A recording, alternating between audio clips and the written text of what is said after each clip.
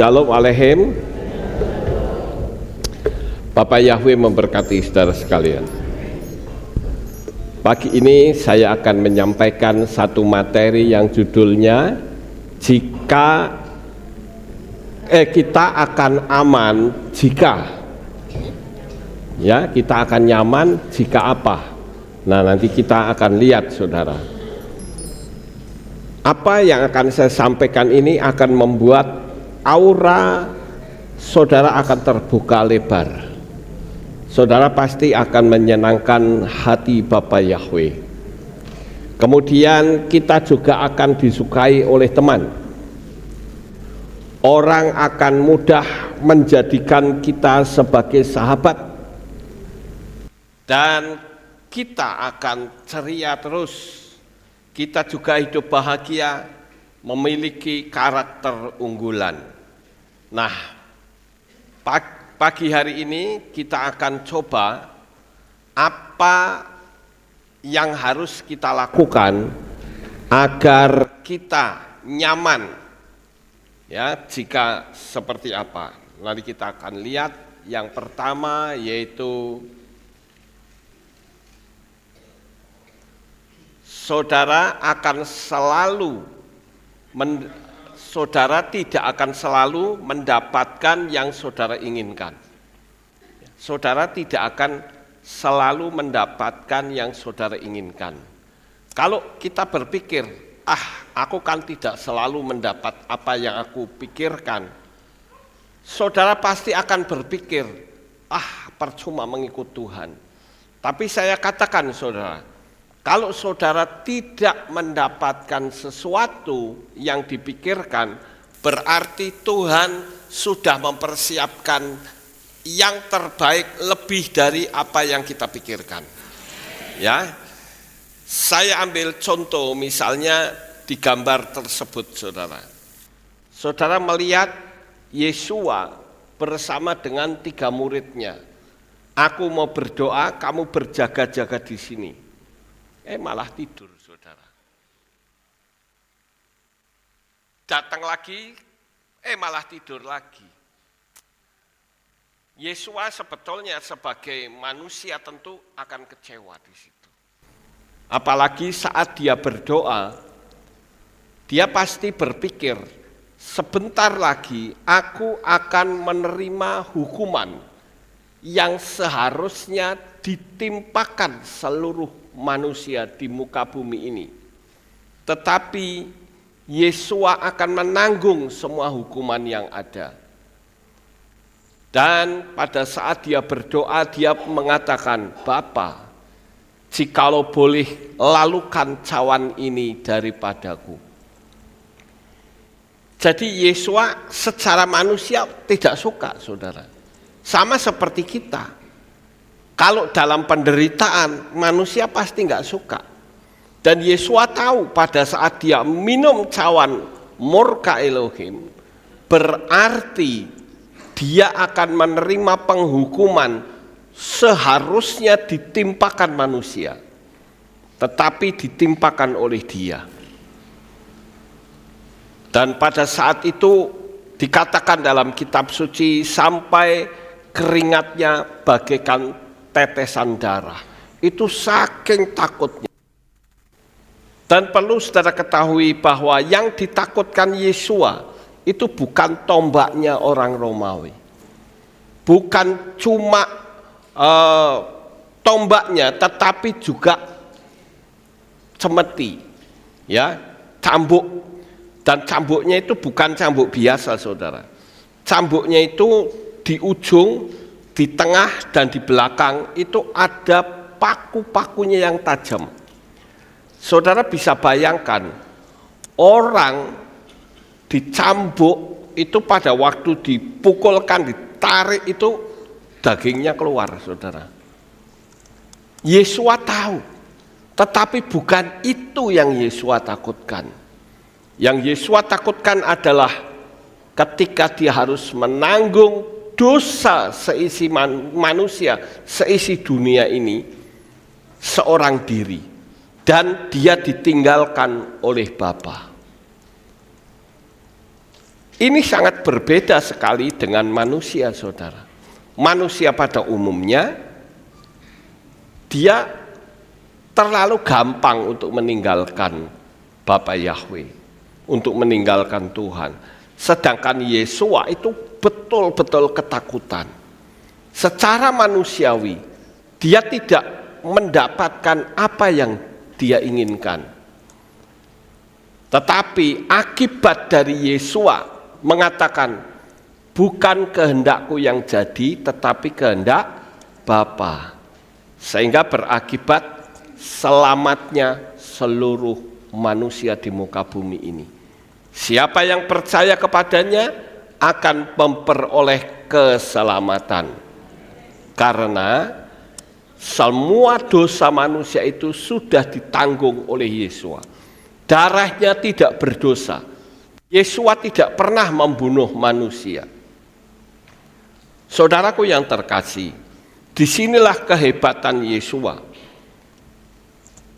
Akibat dari ketaatan, sekalipun dia tidak mendapatkan apa yang dia inginkan sebagai manusia, tetapi akibat dari semua itu manusia mendapatkan keselamatan.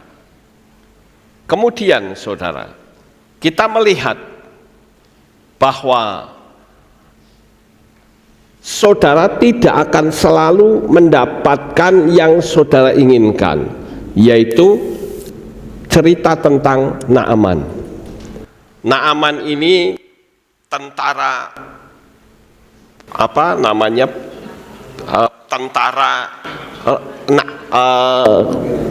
tentara Aram, saudara.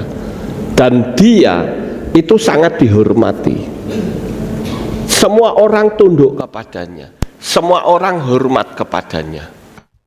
Suatu ketika dia menangkap seorang perempuan Israel. Dan pada waktu perempuan Israel itu sedang mencuci pakaiannya dia melihat ada banyak nanah di situ. Berarti Naaman itu kena penyakit kusta. Dan budak perempuan itu berkata, kalau saja Naaman itu bisa datang kepada Nabi di Israel, maka dia akan sembuh total. Dan betul saudara, Naaman akhirnya pergi ke sana, menjumpai Nabi Elisa. Dan apa yang terjadi? Naaman membawa pasukannya datang ke sana dan membawa hadiah untuk Elisa, karena dia percaya, dia yakin dia pasti sembuh. Tetapi begitu sampai di tempat Elisa, nemoni saja tidak, saudara. Bahkan ajudannya, ya, pembantunya Elisa mengatakan, ya, kamu nyemplung aja ke Sungai Yordan, ya. Nah, Naaman ini sempat protes. Loh, banyak sungai di sini, ada sungai macam-macam yang bersih, tetapi kok kenapa disuruh nyemplung di sungai yang kotor? Secara logika, secara medis tidak akan bisa sembuh. Naaman itu sudah marah. Naaman dengan egois dan kesombongannya, dia pasti mengatakan kurang ajar ini Nabi. Nemoni saja tidak, malah disuruh nyemplung di kali yang kotor. Karena Sungai Yordan itu airnya coklat, saudara. Dia mula pertama dia kecewa. Dia berpikir, dia punya konsepnya yaitu, kalau saya menemui Elisa, nanti Elisa akan menumpangkan tangan kepadaku dan aku sembuh. Itu konsep Naaman, keinginannya, saudara. Tetapi ternyata keinginan itu tidak terwujud. Kalau saja Naaman itu berhenti di situ, selesai, tidak akan ada kesembuhan. Tetapi ajudannya mengatakan, lawang disuruh nyemplung saja kok susah. Kalau Elisa menyuruh hal yang berat pun pasti tuanku akan melakukannya. Lah apa susahnya sih nyemplung, saudara? Lalu Naaman berpikir, wah iya juga ya, nyemplung di sungai Yordan disuruh menenggelamkan 7 kali. Ya wes, dicoba dulu, dicoba saudara. Dan pada waktu dia menyelam ke-7 kalinya, kostanya mengalami kesembuhan. Artinya keinginannya sendiri ingin didoakan, ditumpangi tangan, tetapi terwujud atau tidak? Tidak terwujud, saudara. Tetapi karena dia tidak terwujud dan mengikuti ajudannya, advice ajudannya, nasihat ajudannya, akhirnya Naaman bisa mendapatkan sesuatu yang lebih baik. Sama seperti kita. Mungkin kita mengharap sesuatu, saudara. Ternyata apa yang kita harapkan tidak terwujud. Biasanya orang sampai di sini berhenti. Lalu ngamuk-ngamuk, kecewa, putus asa, tidak akan dapat apa-apa. Tetapi selama kita berpikir, aku menghendaki sesuatu dan tidak mendapat, jangan berhenti sampai di sini, tetapi disambung. Bapak Yahweh pasti akan memberikan kepadaku yang jauh lebih baik dari yang aku pikirkan. Ayo coba kita renungkan, saudara. Selama ini kita mengharap sesuatu, tetapi kita belum dapat. Percayalah, apa yang hari ini belum dapat, sekali waktu akan dapat, dan lebih baik dari apa yang kita pikirkan. Saya ambil satu contoh. Mungkin saudara tahu orang ini namanya siapa? Nelson Mandela. Saudara tahu bahwa puluhan tahun dia hidup terasa sia-sia. Kehidupannya pun seolah-olah tidak ada yang mendukung. Dan lebih lagi, dia bisa saja kecewa. Di penjara 27 tahun. Itu tidak gampang, saudara. Orang di penjara 15 tahun saja sudah, waduh, lama banget. Ini 27 tahun loh. Hidupnya terampas. Dia tidak bisa mengatur hidupnya sendiri. Masa mudanya habis. Karena 27 tahun dia di penjara. Secara manusiawi dia mesti kecewa. Tapi dia yakin betul bahwa perjuangannya pasti akan berhasil. Ya, akhirnya membawa hasil, saudara. Yaitu menjadi simbol rekonsiliasi dunia. Bahkan dia menjadi presiden Afrika Selatan. Menghentikan apartheid tanpa perang, saudara. Penjara itu justru membentuk kesabaran dan kebijaksanaan moral. Nah, sekali lagi saya katakan pada poin yang pertama ini, bahwa penderitaan, tekanan yang luar biasa itu bukan berarti kita pasti gagal, tidak. Itu hanya proses, itu hanya pendidikan. Pada saat kita menghadapi proses, jangan mengeluh, biarkan saja. Biarkan semaunya Tuhan. Tuhan mau bentuk kita seperti apa? Yakin saja bahwa kita akan mendapatkan yang lebih baik dari yang kita inginkan. Ya, jadi kalau saudara hari ini ingin mendapatkan sesuatu tetapi tidak mendapat, bukan berarti berakhir, tidak. Itu hanya proses. Dengan berjalannya waktu yang akan menunjukkan bahwa saudaralah sebagai pemenangnya. Sekarang saya akan tunjukkan tokoh kedua. Nah, ini saudara. Saudara tahu ini adalah J.K. Rowling. Siapakah dia? Dia adalah penulis buku Harry Potter. Ya, dia penulis buku Harry Potter. Pada waktu dia menulis buku, dia ditolak, hidupnya miskin, bahkan hampir menyerah. Dia kecewa sekali, saudara. Hidup ini kok terasa tidak adil. Ya, aku menginginkan sesuatu kok tidak dapat. Tetapi dia tidak berhenti sampai di situ. Dia gigih. Dia percaya bahwa sekali waktu visi dan misinya pasti terwujud. Bahkan dia ditolak lebih dari 10 penerbit. Dia pergi ke penerbit buku, dia bilang, cerita ini cerita kurang menarik. Hampir semua mengatakan ceritamu kurang menarik. Bahkan bukan cuman itu, tapi cenderung untuk dilecehkan, saudara. Cerita apa ini? Cerita kok bernuansa sihir?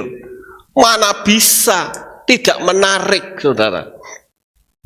Hampir semua dia datangi, sudah ada 10 penerbit yang didatangi, tetapi rupa-rupanya belum berhasil, saudara. Dia tetap hidup miskin, bahkan single parent, ya, atau orang tua single, ya, pribadi sendirian, kemudian depresi.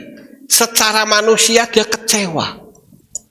Secara manusia dia ingin meraih kesuksesan, tetapi seolah-olah ada yang menghambat. Tapi dia tetap percaya bahwa suatu saat dia pasti akan membawa hasil yang luar biasa. Sehingga sekali waktu akhirnya dia mendapatkan hasil. Harry Potter jadi fenomena global. Bayangkan, penerbit-penerbit yang menolak itu gelo, saudara. Kenapa tidak aku terima? Coba aku terima, aku pasti kaya. Tapi ternyata belum apa-apa sudah meremehkan J.K. Rowling ini, saudara. Kemudian menginspirasi jutaan anak untuk membaca. Kisah Harry Potter itu menjadi terkenal bukan saja di Amerika, tapi mencapai seluruh dunia. Bahkan sampai difilmkan. Dan filmnya pun banyak sekali, saudara. Ada episode pertama, kedua, ketiga, terus. Itu. Akhirnya J.K. Rowling merasa bersukacita dan berhasil. Visi dan misinya terwujud. Ini adalah salah satu penulis yang paling berpengaruh di dunia. Dia gigih, dia tidak berhenti sampai di situ, tetapi dia terus maju terus. Pasti pikirannya dia berpikir, kalau 10 penerbit menolak, saya akan mencari penerbit yang ke-11. Kalau ke-11 menolak, saya akan cari penerbit yang ke-12. Terus gigih. Dan akibat dari kegigihannya itu, akhirnya J.K. Rowling mendapatkan hasil yang luar biasa. Dia bisa menjadi kaya raya. Sekali lagi, apa yang saudara pikirkan, apa yang saudara inginkan, hari ini mungkin saudara berpikir, aku kecewa banget. Aku mengharap sesuatu, tetapi ternyata tidak kesampaian. Jangan khawatir, saudara. Tidak kesampaian itu bukan berarti berakhir. Makanya saudara selalu mengatakan jangan berkata tidak, tetapi belum kesampaian. Apa yang hari ini saudara inginkan? Mungkin belum kesampaian, tidak usah mundur, saudara. Tidak usah kecewa lalu meninggalkan Tuhan, keliru. Akhirnya apa? Hidup kita jadi gelisah. Aura kita jadi gelap. Tadi kan materinya mengatakan bahwa kita akan nyaman Bila kita mengharap sesuatu tidak mendapat, tapi kita yakin bahwa akan tiba saatnya, bahwa Bapa Yahweh akan memberkati kita lebih dari yang kita pikirkan. Ya, saya berharap saudara mau praktek.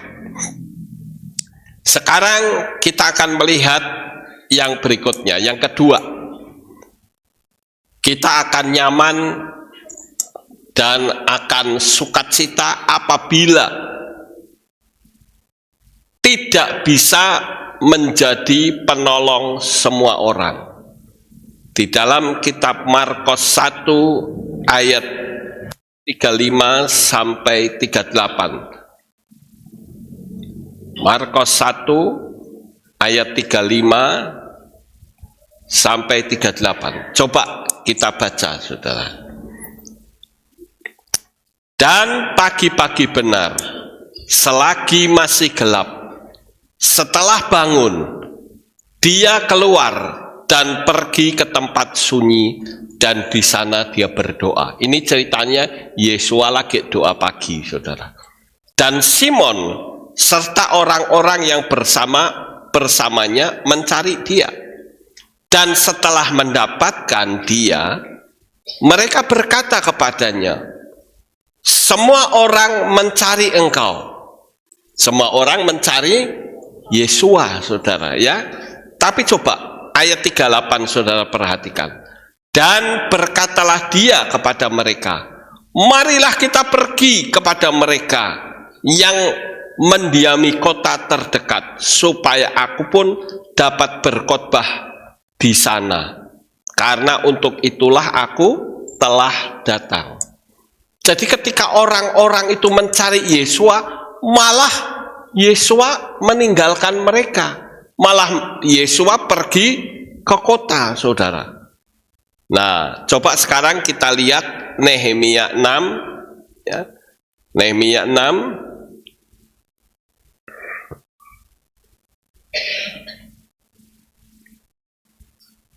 ayat 1 sampai ayat 3, ya. Nehemia 6 ayat 1 sampai 3. Itu belum. Ya, kita lihat. Dan terjadilah ketika didengar oleh Sanbalat dan Tobia dan oleh Geshem orang Arab itu dan musuh-musuh kami yang lain, bahwa aku telah membangun tembok dan tidak ketinggalan satu celah pun kepadanya. Kendati sampai waktu itu aku belum memasang pintu-pintu pada gerbangnya. Maka Sanbalat dan Geshem mengutus orang kepadaku untuk mengatakan, datanglah dan biarlah kita berkumpul di Kepirim di lembah Ono. Tetapi mereka merancang untuk melakukan kejahatan kepadaku. Dan aku mengutus utusan kepada mereka dengan mengatakan, aku melakukan sesuatu pekerjaan yang besar, dan aku tidak bisa datang. Mengapa pekerjaan ini harus berhenti? Karena aku meninggalkannya dan pergi kepada kamu. Nehemia mau tidak, saudara? Nehemia tidak mau. Dia sadar bahwa dia tidak bisa menjadi penolong semua orang. Semua orang berharap kepadanya, ya. Begitu juga Yesua. Semua orang berharap kepadanya, tetapi tidak semua orang bisa menolong. Begitu juga saudara saat ini. Mungkin kita mengharap pertolongan dari seseorang, tapi apakah seseorang itu selalu bisa memberi pertolongan kepada kita? Tidak selalu, saudara. Lah kalau tidak selalu, lalu bagaimana sikap saudara? Kita kadang kecewa. Kenapa orang yang saya andalkan kok tidak bisa menolong saya? Tapi kalau kita bermental bahwa semua orang tidak selalu bisa memberikan pertolongan, maka kita tidak akan kecewa. Kita berpikir kalau tidak, berarti Tuhan bisa pakai orang lain untuk menolong kita. Amin. Ya, jadi jangan gampang kecewa, saudara. Saya ambil contoh misalkan, ya. Nah, saudara tahu tokoh perempuan ini siapa? Ini tokoh Katolik, saudara. Mother Teresa atau Bunda Teresa, ya. Ia mengakui keterbatasan. Ia tidak terkenal, ya. Ia terkenal menolong orang miskin di Kalkuta. Dia, saudara. Orang-orang miskin ditolong oleh dia. Padahal Kalkuta itu bukan saja tempat gudangnya orang miskin, tetapi juga gudangnya kejahatan, saudara. Tetapi Mother Teresa, dia pergi ke sana. Namun dia sendiri berkata, we cannot do great thing, ya. Kita tidak bisa memberikan sesuatu yang besar di dalam dunia ini, on this earth. Only small thing with great love. Hanya sesuatu yang kecil tetapi cinta yang besar. Dengan cinta yang besar. Dia sadar dia tidak bisa memberikan pertolongan kepada semua orang di Kalkuta. Tapi dia yakin dengan cinta yang besar dia tetap bisa berguna. Saudaraku, Bapak Ibu yang terkasih, cobalah kita berpikir bahwa kadangkala kita mengharap sesuatu, kita ingin sesuatu supaya kita itu bisa mendapatkan, tetapi ternyata tidak mendapat. Karena tidak semua orang itu bisa menolong saudara. Kalau orang tidak bisa menolong saudara, bagaimana? Saudara kecewa atau tidak? Saya berharap tidak. Amin. Ya. Kalau saudara minta pertolongan orang, tapi orang itu tidak bisa memberi pertolongan, ya udah, nggak usah kita kecewa. Lalu kita marah-marah, kita menghakimi orang itu, nggak boleh begitu, saudara. Tetapi kita harus sadar, oh mungkin aku belum mendapat pertolongan karena sedang dididik Tuhan. Kan lebih gampang seperti itu, hati tetap damai, sukacita daripada kita marah-marah. Amin, saudara. Ya, cobalah kita belajar. Ketika ada orang yang seharusnya menolong kita, tapi tidak bisa, nggak usah kecewa. Nggak usah kita marah-marah, nggak usah kita menghakimi.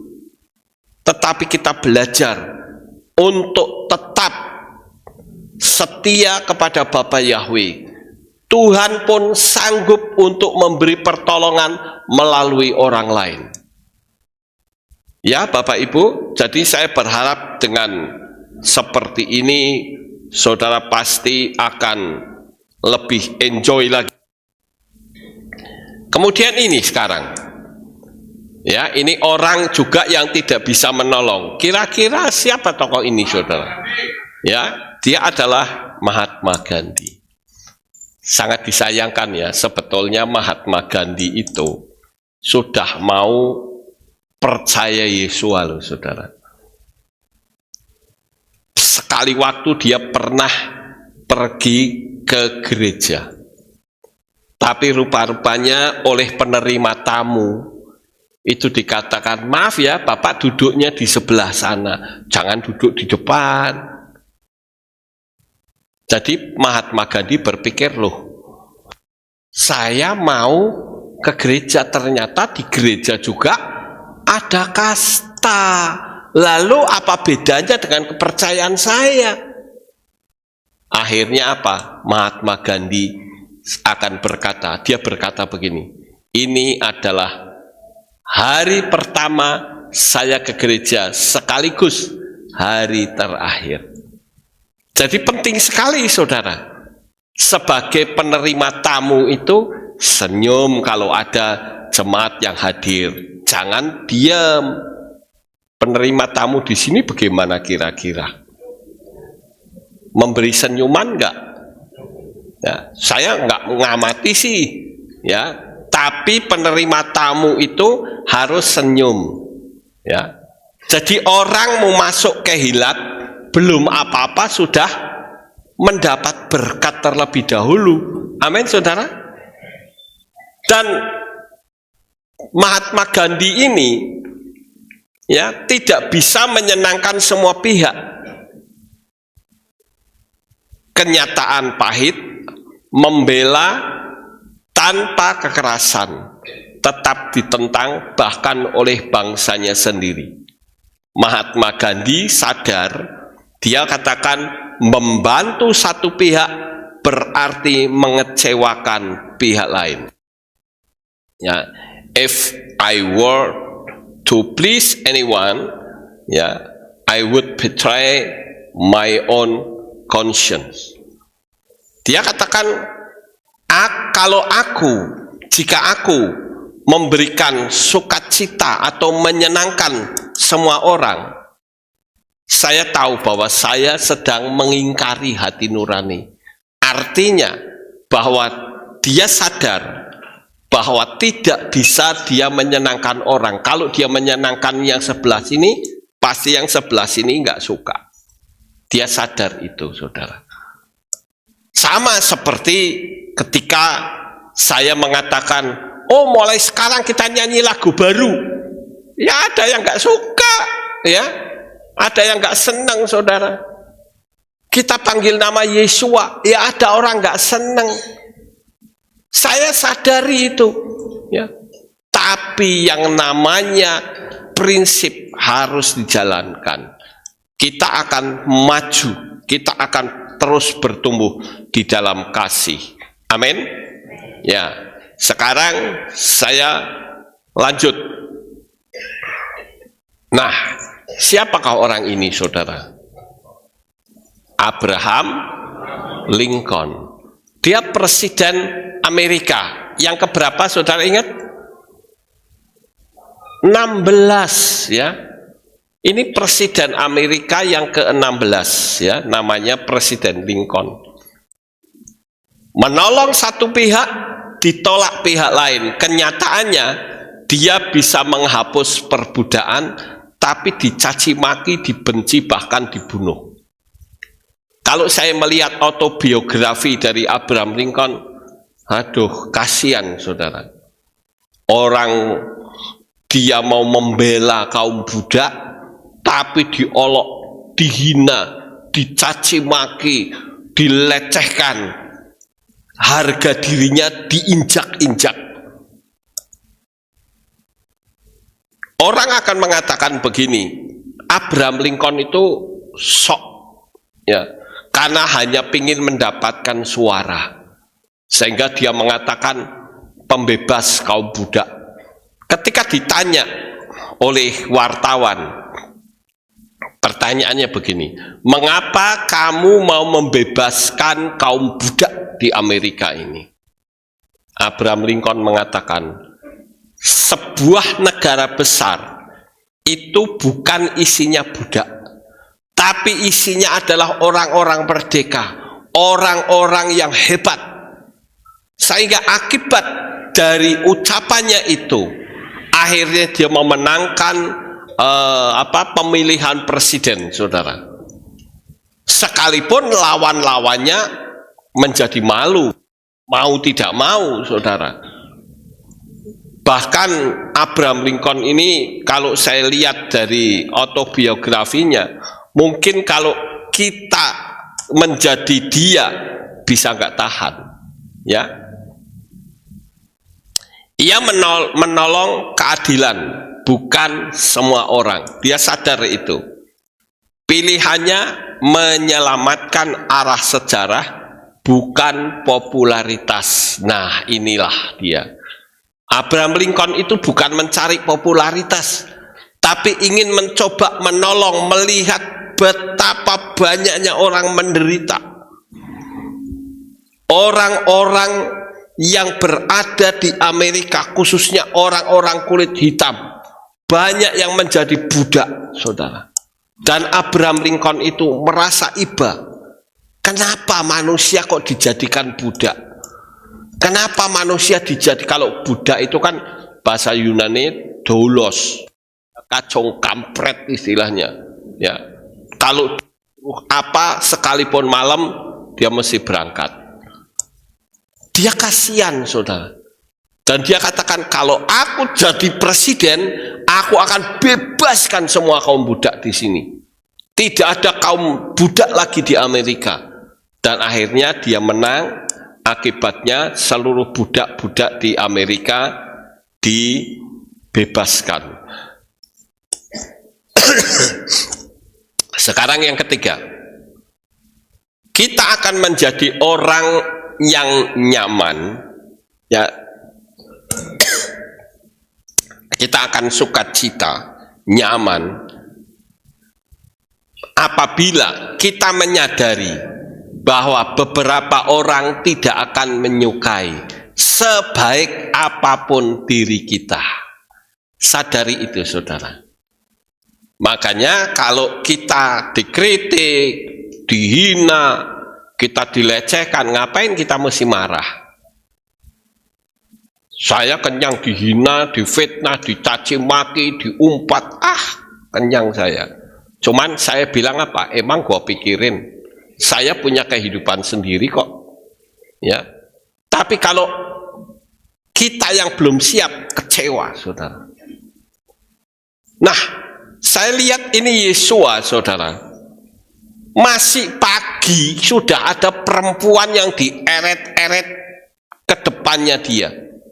Menurut hukum Mose, perempuan yang berzina ini harus dirajam dengan batu. Itu jebakan bagi Yesua. Kalau Yesua bilang, oh ya silahkan rajam dengan batu, maka ahli Taurat akan mengatakan, katanya membawa kasih. Tapi kalau Yesua berkata, oh jangan dirajam batu, kasihan, biar dia bertobat saja, maka orang ahli Taurat dan orang Farisi akan mengatakan, kamu berarti melanggar Torah. Karena Torah mengatakan seorang perempuan yang kedapatan berzina, dia harus mati dirajam batu. Yesua menulis di tanah, lalu dia berkata, siapa di antara kalian yang tidak pernah berbuat dosa, dialah orang pertama yang melempari perempuan ini dengan batu. Semua diem, saudara. Gak ada satupun yang berani bicara. Hati nuraninya sendiri yang berbicara. Ada terjemahan yang bahasa Ibrani, itu ada kalimat, kamu dihakimi oleh hati nuranimu. Ya. Dari yang tua sampai yang muda, yang sudah siap dengan batu untuk menghancurkan dan membunuh dia, batu itu dijatuhkan. Dia pergi meninggalkan Yesua. Sebab kalau dipikir, siapa manusia yang tidak pernah berdosa? Semua manusia pasti berdosa. Dan kalau ditinjau dari sudut teologis, ahli Taurat dan orang Farisi itu akan bisa malu, saudara. Ahli Taurat dan orang Farisi itu kerjanya di mana? Bait suci, saudara. Lah kok bisa nemok ke perempuan berzina? Dikatakan ketangkap basah lagi. Lah kok bisa? Lah dia itu berarti rak ngintip. Iya toh, saudara? Dia kan ngintip berarti. Ada orang berzina, kita tangkap saja. Ini saja sudah sudah keluar dari prosedur, sudah keluar jalur. Tugasnya imam ahli Taurat itu di bait suci kok bisa menemukan orang berzina? Emangnya orang berzina di bait suci? Kan tidak, saudara. Dan yang kedua, kesalahan dari ahli Taurat dan orang Farisi. Kalau perempuan ini berzina, Mana lelakinya? Ayo, sekarang kalau berzina harus ketemu lakinya dong. Mana ada orang berzina sendiri? Ya nggak bisa, saudara. Ya, masih ada lakinya. Lakinya mana? Kok enggak ada di situ?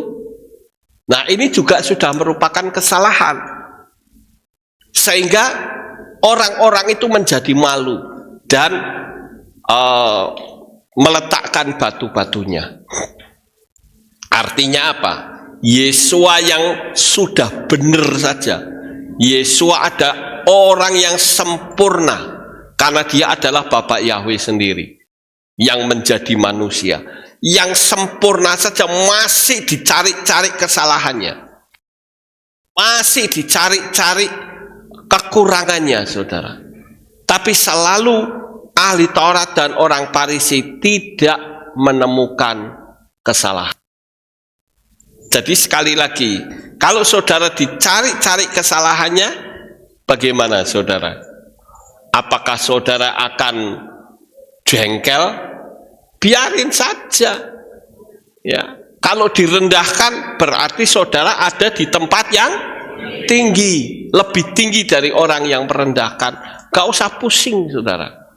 Makanya saya katakan, kalau kita menjalani kehidupan ini, menyadari bahwa dirinya tidak selalu disukai orang,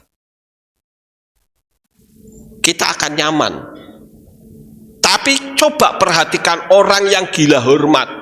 Wah, menderita sekali dia. Nanti kayak si Haman, betul nggak saudara? Haman tidak dihormati sama Mordekai, marah, melakukan pembunuhan, ya, merencanakan pembunuhan orang Israel.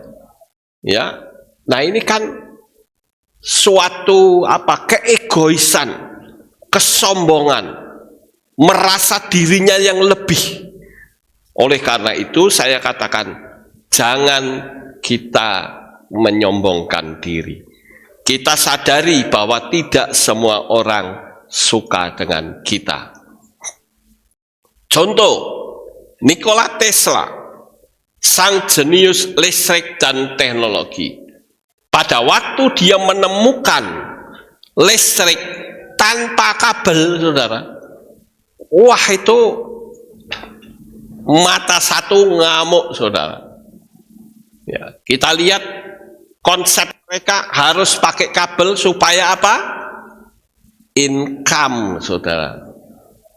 Lah kalau listrik tanpa kabel kan enggak bayar. Betul enggak, saudara? Kan enggak bayar.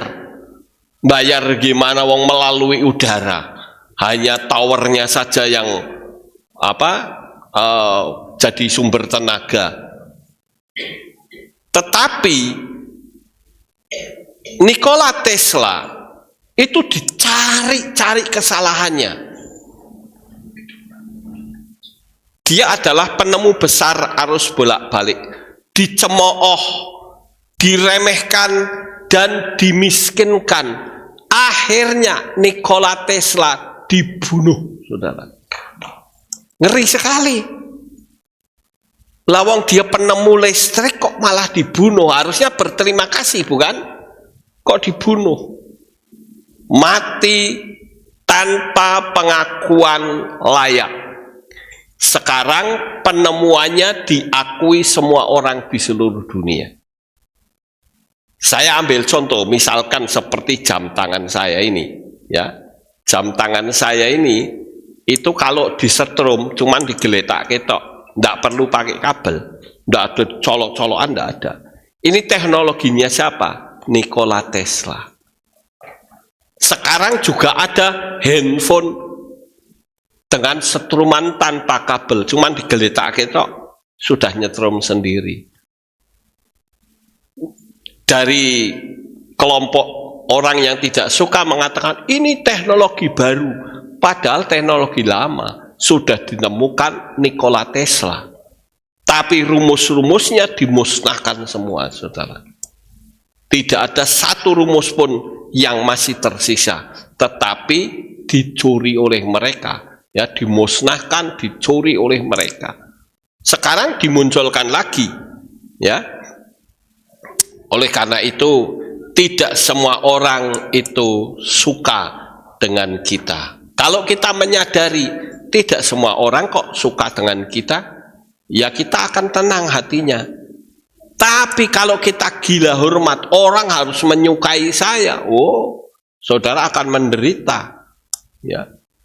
Sekali lagi kita akan menjadi seperti Haman, ya, yang gila hormat. Kemudian contoh yang kedua yaitu Florence Nightingale. Itu adalah perawat modern. Rupa-rupanya Florence ini menyelamatkan ribuan nyawa, ditentang keras oleh sistem medis pria, dihina dan diremehkan. Siapakah Florence ini? Dia lahir 12 Mei 1820 ya, di Florence, Italia, meninggal 13 Agustus 1910, saudara. Ini saya salah nulis ya, yaitu di London. Dikenal dengan karyanya selama Perang Crimea, di mana memimpin tim perawat untuk merawat tentara Inggris yang terluka, dan dia itu berhasil menurunkan kematian dari 42% menjadi 2%. Juga dikenal karena kontribusinya dalam mengembangkan standar keperawatan dan pendidikan keperawatan. Dia mendirikan sekolah keperawatan di St. Thomas, London, dan reformasi kesehatan masyarakat termasuk sanitasi dan kebersihan serta komitmen profesi perawatan. Jadi keperawatan ini orang yang ngajari cara merawat orang sakit bagaimana, cara ganti popok bagaimana, cara memberikan pertolongan pertama bagaimana. Ini Florence, saudara. Tapi dia sadar bahwa dirinya tidak selalu disukai oleh orang.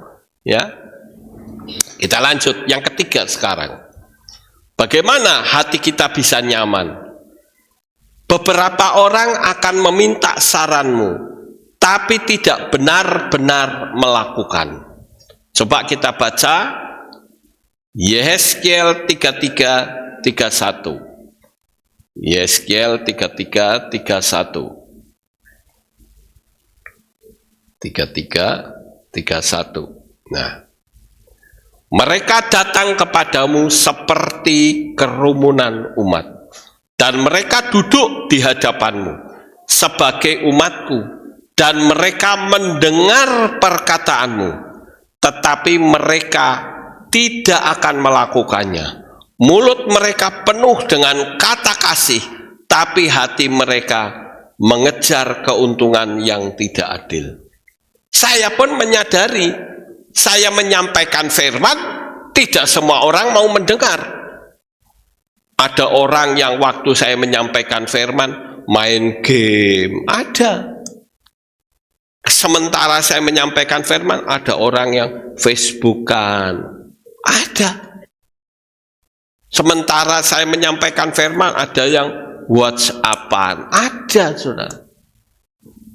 Tetapi ada juga orang yang menyampaikan firman, saya menyampaikan firman, saudara mencatat via handphone atau mengingat, ada. Jadi semua orang bisa melakukan itu. Saya menyadari tidak semua orang itu mau mempraktekkan firman Tuhan. Jadi kita menyadari bahwa kalau kita mempraktekkan firman Tuhan, keuntungan pasti akan kita dapatkan. Amin. Ya. Terus lanjut. Kita akan menjadi nyaman. Ya, tidak kemerungsung.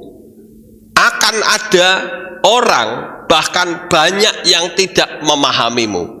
Jangan kecewa, karena Bapak Yahweh pasti memahami kita dan mendidik kita. Artinya, tidak semua orang kok bisa memahami saudara. Tapi percayalah, nggak usah kecewa saudara. Bapak Yahweh itu yang paling bisa memahami saudara. Kadangkala kalau kita diacuhkan, kita kecewa. Kenapa sih orang itu kok acuh? Aku berharap dia bisa begini-begini, tetapi kok acuh. Kita sadari bahwa sekalipun diacuhkan manusia, tetapi Bapak Yahweh tidak pernah mengacuhkan kita. Bapak Yahweh selalu memperhatikan kita, saudara. Jadi jangan kecewa kalau saudara tidak dipahami orang lain. Kan bisa saja orang lain tidak bisa memahami saudara. Tapi percayalah, Bapak Yahweh pasti memahami saudara. Bapak Yahweh pasti mengasihi saudara. Kita lanjut. Yang kelima, saudara tidak harus memiliki jawaban dari semua pertanyaan saudara. Kadangkala saya bertanya kepada orang, orang tidak bisa memberi jawaban. Ya sudah, memang ilmunya sampai segitu. Karena saya juga menyadari, bisa saja orang tanya kepada saya tidak bisa menjawab. Karena memang kepandian saya sampai di situ.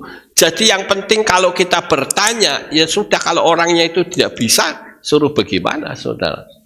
Tidak harus orang itu bisa memberikan jawaban. Tapi kalau jawabannya itu ngawur, malah tidak karu-karuan. Kita menyadari, kita sendiri pun tidak bisa memberikan jawaban. Karena apa? Karena mungkin keterbatasan kita. Paling misalkan ada orang tanya kepada kita dan kita tidak bisa menjawab, kita harus katakan, baik, ini dijadikan PR dulu, saya akan belajar. Seperti itu saudara. Jangan orang tanya kepada kita, kita kasih jawaban sekalipun nggak ngerti. Oh, nanti sok tahu lagi, ya, ngawur jawabannya. Sekarang yang keenam, jika kita tidak membandingkan rezeki orang lain, kamu bukan dia, dia bukan kamu. Kita harus menyadari bahwa semua manusia itu masing-masing punya rezekinya sendiri-sendiri. Nah, ada satu pertanyaan di sini ya. Kira-kira bagaimana? Bagaimana jika ada orang dekat yang dapat rezeki besar? Saudara marah atau tidak? Bagus, tidak marah. Tapi ada orang yang nggak suka, saudara. Kok orang itu kok dapat pertolongan? Orang itu kok dapat rezeki besar? Kita cemburu, kita marah, kita iri. Kenapa mesti seperti itu? Kalau misalkan ada orang yang rezekinya lebih, ya biarkan rezekinya orang itu kok. Karena orang itu dan kita itu beda. Dan dipermudah segalanya. Bagaimana sikap saudara? Cemburukah? Cemburu atau tidak? Jangan cemburu saudara. Kalau ada orang lain yang rezekinya lebih banyak, ya biarin. Dia yang dapat rezeki kok. Saya banyak ya, teman-teman saya pendeta yang di Jakarta itu jumlah jemaatnya sudah banyak. Ya biarin kalau dia mampu. Ngapain saya mesti iri? Ya, saya punya konsep sendiri. Tapi buktinya saudara bisa mengenal nama Bapak Yahweh. Teman saya yang jemaatnya banyak malah nggak nama Yahweh. Katanya sekolah teologi ya, gelarnya doktor, tapi nggak ngerti nama Yahweh. Itu masing-masing punya porsi sendiri. Jadi sekali lagi, kalau ada orang yang katakanlah hidupnya itu diberkati luar biasa, jangan kita iri. Amin, saudara. Nggak boleh kita iri, karena kalau kita iri ya repot. Ya. Juga yang berikutnya, ya. Bagaimana jika saudara melihat orang yang katanya rohani kok hidupnya nggak benar? Kepada siapa iman kita tertuju? Di sini ada dua gambar, saudara, yaitu pendeta sempat mengelak soal pembunuhannya, pembunuhan.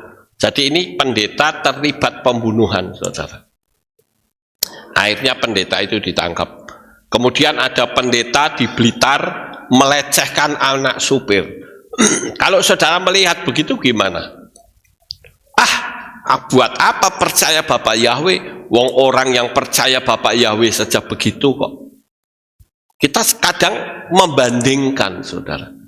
Jadi saya katakan, kepada siapa iman saudara tertuju?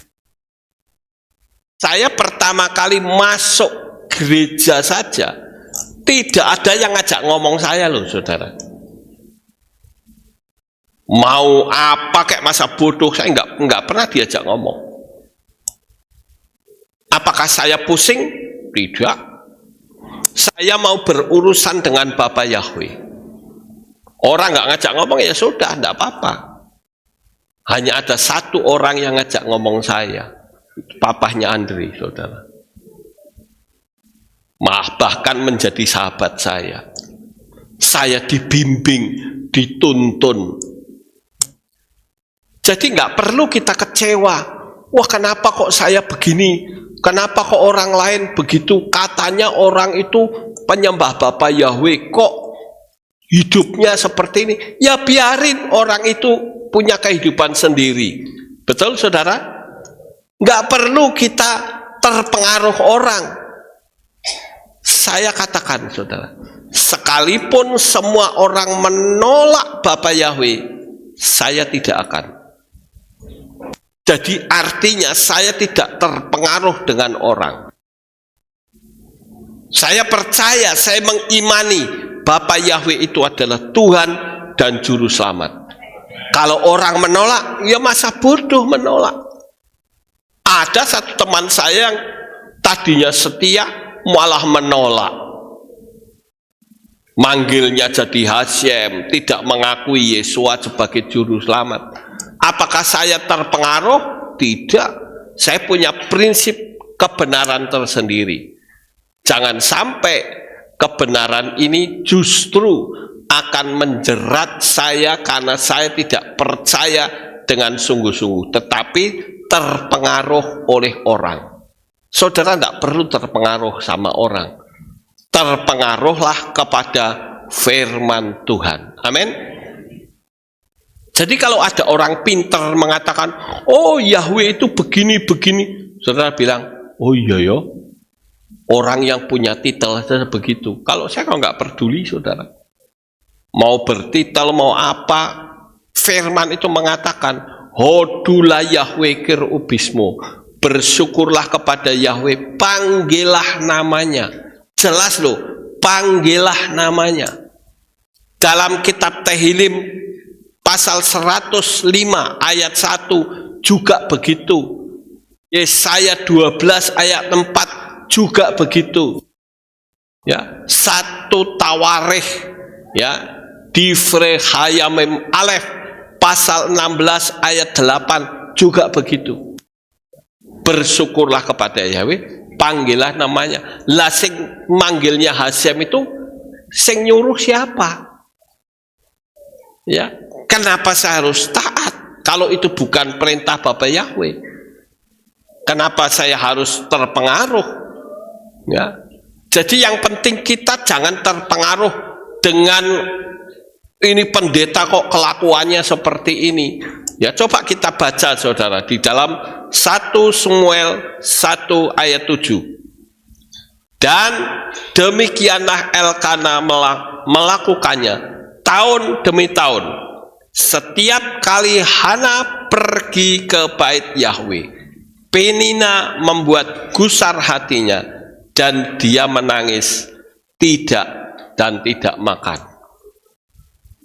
Setiap kali Hana mau pergi ke bait suci, itu gundeknya Elkana, ya, istri keduanya, itu selalu melukai hati Hana, saudara. Apakah Hana lalu berpikir, percuma aku tidak perlu pergi ke bait suci. Setiap pergi ke bait suci malah isinya ribut sama gundeknya dia. Ya kan, pasti nggak suka, bukan? Tetapi Hana itu sungguh-sungguh menangis di hadapan Tuhan. Kalau saya punya anak, saya akan persembahkan kepada Tuhan. Dan akhirnya Samuel lahir dan dia diserahkan kepada Bapa Yahweh, sehingga dia menjadi seorang nabi. Tidak terpengaruh, saudara. Saya berharap saudara tidak terpengaruh dengan manusia. Amin. Amin. Sukses besar untuk saudara. Bapa Yahweh memberkati. Haleluya.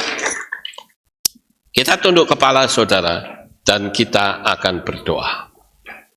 Kami mengucapkan syukur dan terima kasih kepadamu ya Bapa.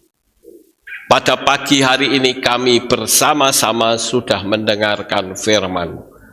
Kami ingin hidup kami menjadi nyaman kalau kami tidak terpengaruh oleh siapapun. Biarkan kami tetap tinggal di dalam kasih Bapa. Terima kasih Tuhan, meteraikan firman ini di dalam hati anak-anak-Mu. Di dalam nama Adonai Yesus HaMasiah kami berdoa. Amin. Ada pengumuman? Halo, ada pengumuman? Oh ya. Shalom, berjumpa kembali dalam Aleph Tau Update News. Berikut kami sampaikan pengumuman minggu ini. Shalom, berjumpa kembali dalam Aleph Tau Update News. Berikut kami sampaikan pengumuman minggu ini. Mengundang seluruh pelayan Tuhan semua divisi untuk bersama-sama hadir dalam doa pelayan pada hari Senin 2 Februari 2026 pukul 6 sore. Tim yang bertugas divisi pria dan Asher. Bagi kaum pria, mari datang dalam ibadah Men's Club pada hari Selasa 3 Februari 2026 pukul 6 sore di Kehilat. Keluarga besar Kehilat Aleph Tau mengucapkan Yom Huledet Sameach bagi Bapak Ibu Saudara yang berulang tahun di bulan ini. Biarlah berkat, sukacita, kelimpahan, dan damai sejahtera selalu melingkupi kehidupan saudara. Demikian pengumuman minggu ini. Sampai jumpa di Aleph Tau Update News selanjutnya. Bapak Yahweh memberkati. Amin. Ya, itulah pengumumannya, saudara. Shalom. Dan berjumpa seperti kembali biasa, dalam Aleph Tau Update hari News. ini adalah minggu pertama, ya, minggu pertama bulan Februari.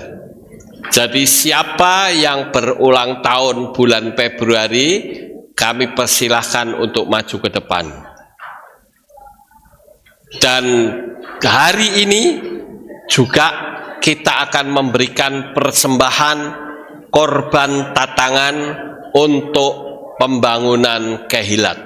Ya, mari saudara yang berulang tahun saya undang untuk maju ke depan.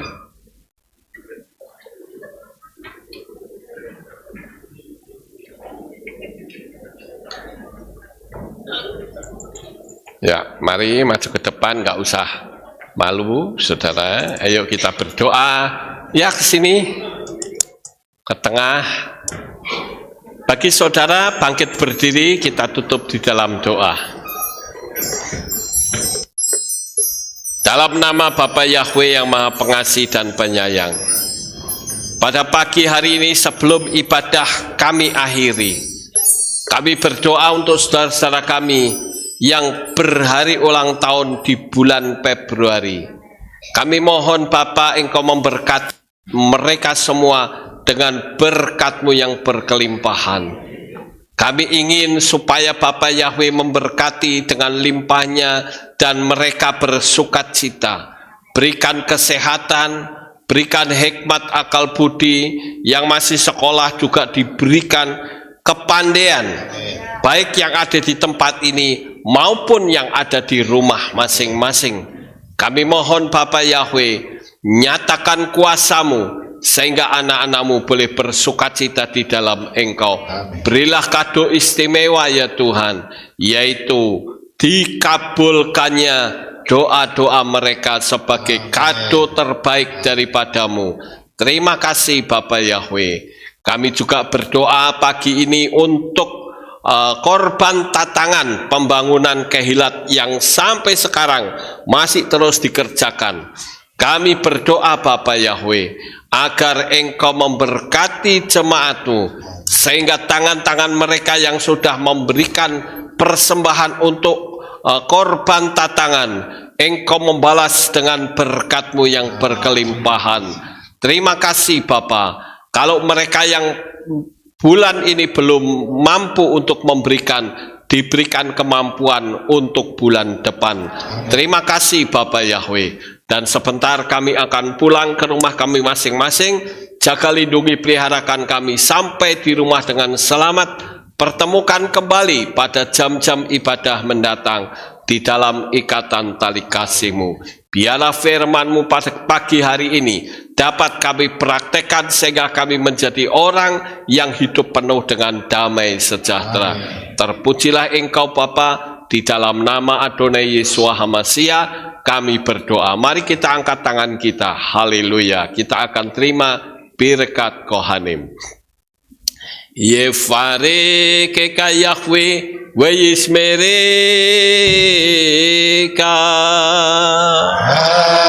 Amen.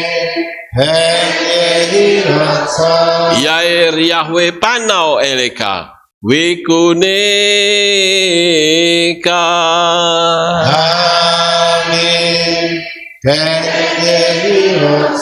Yesa Yahweh panau eleka we Hashem lecha shalom.